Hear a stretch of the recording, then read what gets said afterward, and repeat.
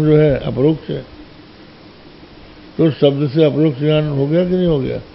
दसवें समझ में ये वेदांतियों का प्रबल दृष्टांत है। उसको भी ये स्वीकार नहीं कर रहा है पूर्व पक्ष।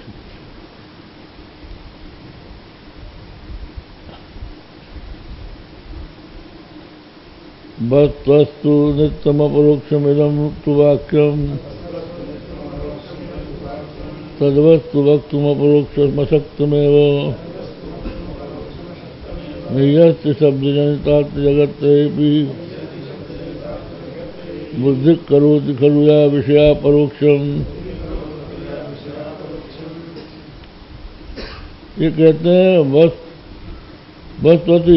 वस्तुस्ति अपरोक्षम यथा तथा तद्वस्तु वक्तुम अशक्तम इत्यर्थ।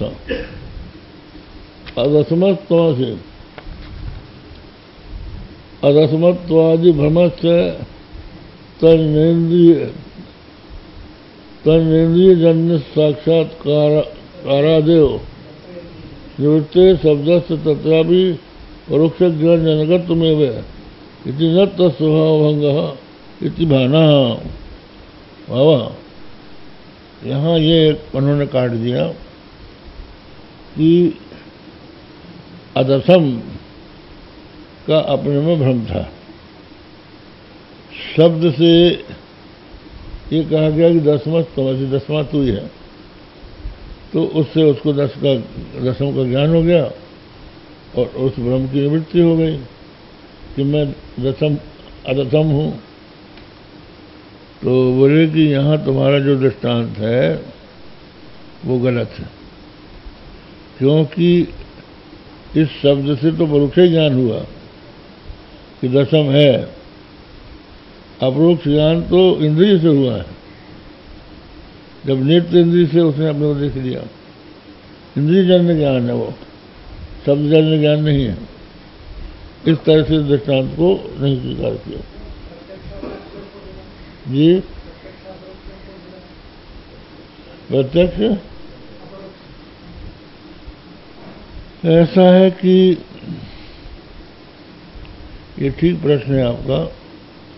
प्रत्यक्ष माने जो इंद्रियों से विदित हो वही प्रत्यक्ष होता है, लेकिन सुख दुख जो है वो इंद्रियों से नहीं दिखते। लेकिन हाँ,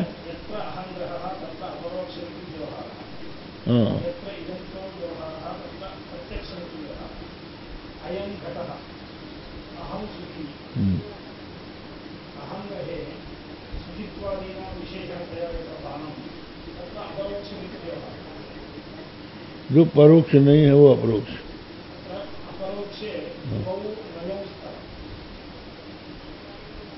क्या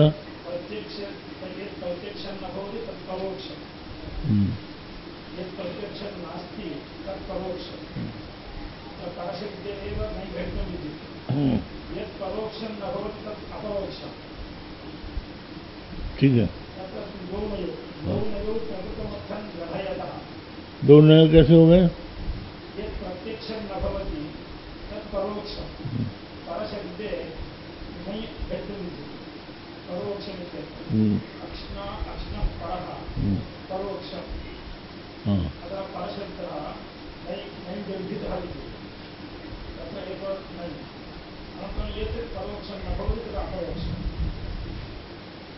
सीधा तो यही है कि जो हमारी 5 ज्ञानेंद्रियों से विदित होता है वो अपरोक्ष, वो प्रत्यक्ष है। और जो इंद्रियों से विदित नहीं होता लेकिन उसका साक्षात्कार होता है वो अंग्रह में जानता हूँ, हम सुखी हम दुखी। इसमें तो इंद्रिय जन्यता है नहीं, लेकिन इसका बोध होता है। फिर ये परोक्ष नहीं है, अपरोक्ष।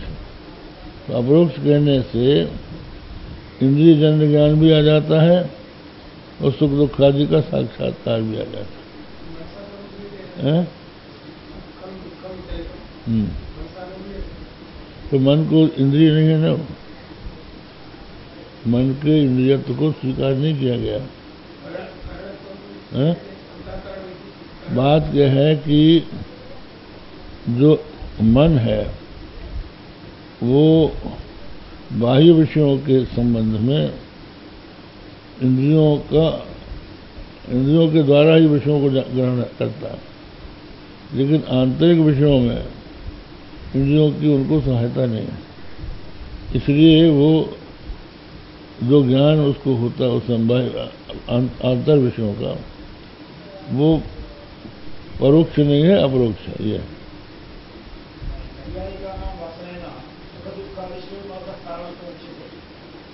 हाँ।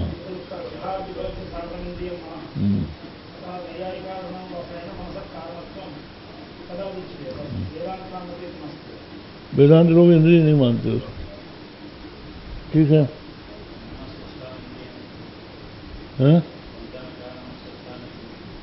तो मन का नाम क्यों दिया?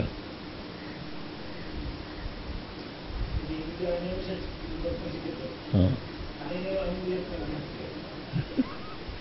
मन के सहित, मैंने इंद्रियों को अकेले लेके नहीं, मन सहित इंद्रियों को लेके, तो षष्ठानी छह की पूर्ति, तो मन को अलग माना तभी तो कहा।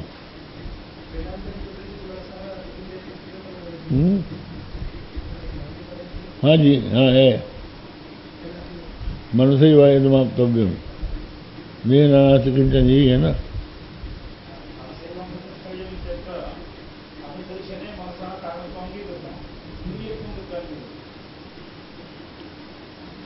हाँ, ये साधन है मन, लेकिन हर हालत में मन भी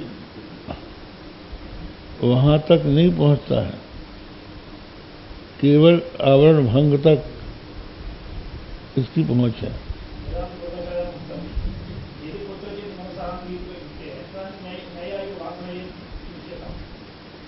ठीक बात, आगे बढ़े।